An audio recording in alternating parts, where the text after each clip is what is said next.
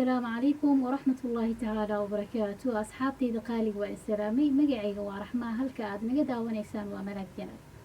maanta waxaan ka hadli doonaa naasnuujinta dabiiciga ah. Hore waxaan uga soo hadalnay cashirkii ka horeeyay aan kaga hadlaynay tarbiyada. Waxaan uga hadalnay soo dhaweynta dhallaanka oo aan kaga sheekeynay waxyaabaha uu u baahan yahay ilmaha markuu dhasho, ihtiyaajaadka nafsiga ah iyo kan maadiga ah. Maantana waxaan ka hadli doonaa naasnuujinta dabiiciga ah iyo qaababka ay tahay in loo nuujiyo naaska iyo waxyaabaha uu u baahan yahay iyo faa'iidooyinka uu ka helayo naaska.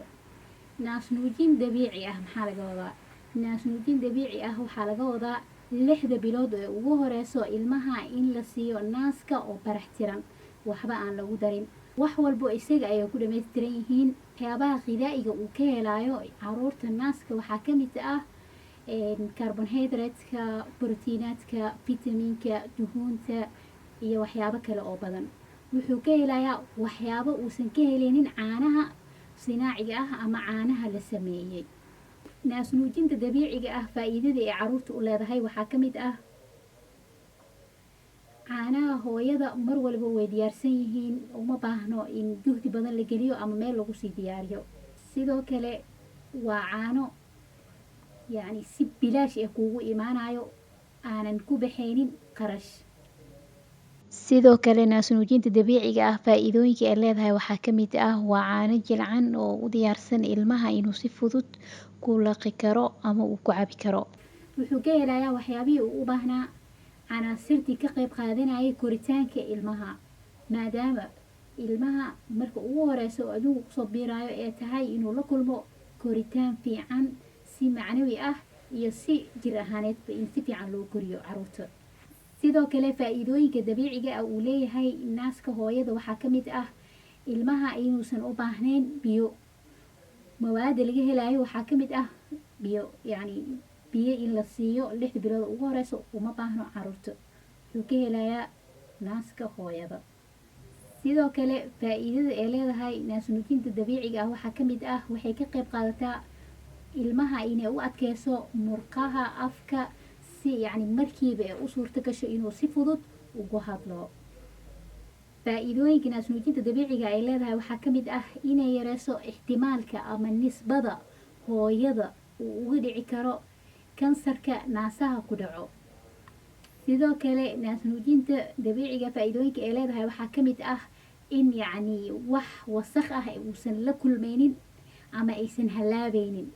mar walba oo ilmaha naaska la siiyo waa fresh, wuxuuna toos uga imaanayaa naaska hooyada, wuxuu u tegayaa caruurtii ama ilmihii ayaa toos u helayo.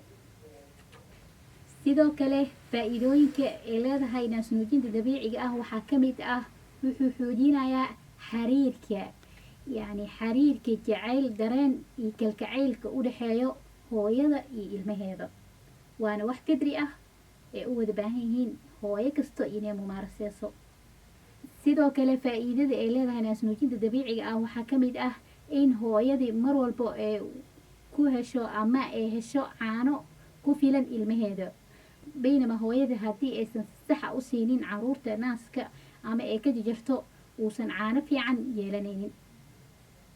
intaas waxay ahaayeen faa'iidada ay leedahay naasnuujinta dabiiciga ah. haddana waxaan ka hadli doonaa qaabka ay tahay inay hooyada naaska u siiso.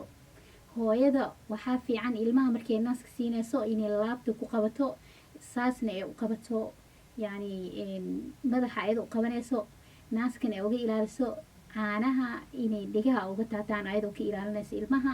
sidoo kale hooyada waxaa wanaagsan xataa haddii aysan naas siinaynin, sababo fara badanaa keeni karo ilmaha in naaska hooyada ay siin kari weyso, ama caqabado ayada ku imaado ha ahaadaan ama mid ilmaha ku imaaday ha ahaadaan. insha allah waa ka sheekeyn doonaa cashirka xiga ayaa uga sheekeyn doonaa hadduu allah ugu dal raali ka noqdo. haddii ay dhacdo hooyada inay ilmaha nuujin weyso, naasnuujinta dabiiciga ah ee siinayso caano sinaaci ah ama caano la farsameeyey, waxaa fiican inay laabta ku qabato sida iyada oo naas siinayso oo kale inay u qabato. sidoo kale waxaa muhiim ah hooyada xaaladda ay ku jirto, misaajkeeda uusan fiicneen, sida markay ay murugeysan tahay oo kale, markay xanaaqsan tahay, in aysan ilmaha naaska nuujinin. waxaa jiro dhowr qodob oo muhiim ah hooyada inay ogaato laga rabo xilliga ilmaha ee naaska nuujinayso. qodobka ugu horeeya waxaa waaye inay niyada ku hayso yacni shakhsigan ama qofkan naaska la siinayo inuu yahay qofkii ugu qaalisanaa dunida, ama yacni bidaadsi insaanka inuu yahay qof qiimo badan, eena jeceshahay mustaqbalka inuu noqdo qof saameyn leh ummadiisa iyo bulshadiisa wax ka bedeli karo, inay niyada ku hayso. sidoo kale waxaa muhiim ah hooyada markay ilmaha naaska nuujinayso inaysan mashquulsaneen, inaysan taleefon ku hadleenin. hooyooyinka qaar waxaa laga yaabaa ayagoo oo jikada ku jiro, ayagoo mashquulsan shaqadooda, ayagoo iska haysta inay naaska siinayaan ilmaha. hooyada waxaa laga rabaa ilmaha markay naaska siinayso waxba inaysan faraha kula jirin. sidoo kale waxaa laga rabaa hooyada xilliga ilmaha ee naaska siinayso in yacni murtaax ay tahay nafsiyan, inay u degan tahay. sidoo kale yacni habi inay tahay, wax culays ama barbaleem ah inuusan haysanin.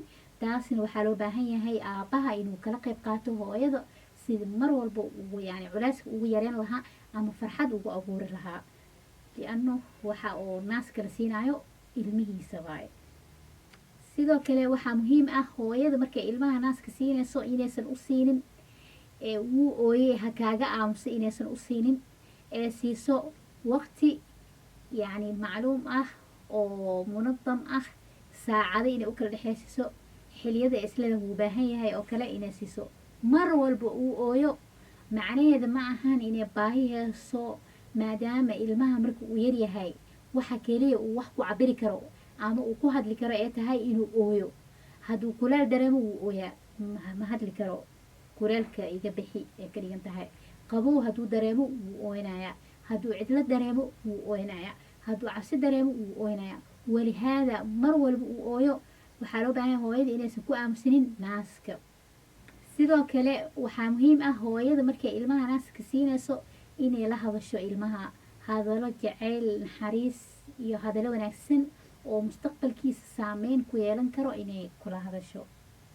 waxyaabahaas hadda aan kasoo sheekeynay oo dhan hore lagama dareemi karo, laakiin khuduwaadka saxda ah markay hooyada raacdo fil mustaqbal waxay ogaanaysaa in saameyn badan ay ku leeyihiin caruurta koritaankooda. cashirkeena maanta intaas ayuu ku egyahay. wassalaamu calaykum waraxmatullaahi tacaala wabarakaatu.